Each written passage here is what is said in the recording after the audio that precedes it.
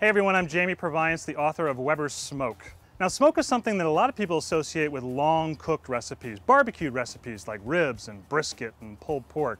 And there are plenty of those in Weber's Smoke, but I want to show you a quick cooked recipe. This is a mesquite skirt steak. It's very important that you use the right kind of wood for the right kind of meat. Mesquite is one of the stronger woods, so it has a very big punch to it. Step number one is to soak the chips for about 30 minutes in some water. And then step two is to just scatter them over the charcoal like this. What I'm doing here basically is grilling and smoking at the same time. So here's the steak itself. This is a skirt steak. It's quite an unwieldy piece of meat. Actually, what I like to do is cut it down into smaller pieces, about a foot or so. It makes it easier to handle on the cutting board and on the grill.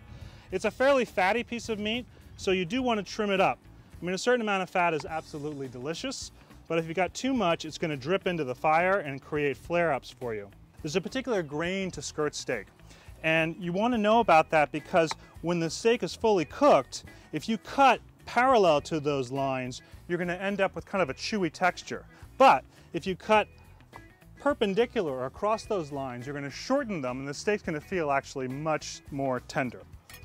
Now, to give this some extra flavor, I'm going to create a paste with a little bit of olive oil, a little bit of lime juice, some chili powder, some cumin, some garlic, and some salt. So it's kind of a Mexican medley of flavors.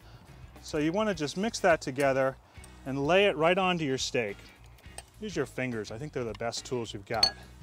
One of the tips that I give in the book is to watch the color of the smoke. Can you see here? This is a nice, clean, whitish smoke, and that's perfect. And if it's a little bit bluish, that's even more perfect. What you don't want is a dark gray or black smoke. That's a sign that the wood isn't really getting enough ventilation, so you'd have to move it around a little bit and give it the air that it needs. Fire is good and hot. I'm going to lay it right over direct heat.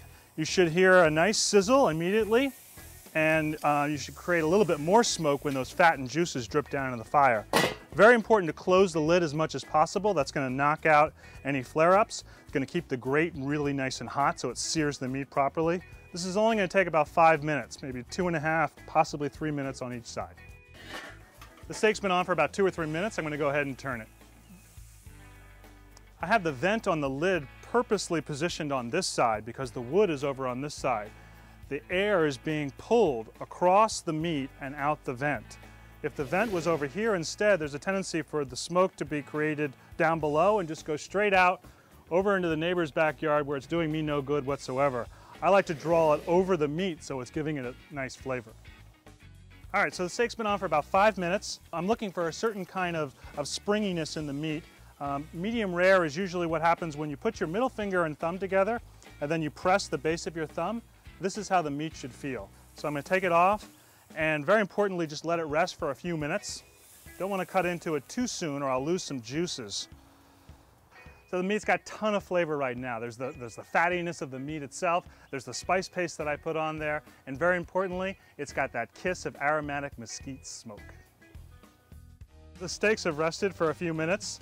I'm going to cut into them now. You can see a lot of juice on the board. That's a good sign that they're going to be absolutely delicious.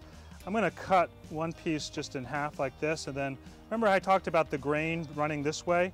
You want to cut across that grain, either like this or at least at an angle. What I love about this recipe is that the meat has been seasoned properly with smoke. One of the common mistakes that people make when smoking is to use too much of it. It just becomes dominating. Here, the smoke is actually just an underlying flavor that balances with everything else. You can find more great recipes like this in Weber's Smoke.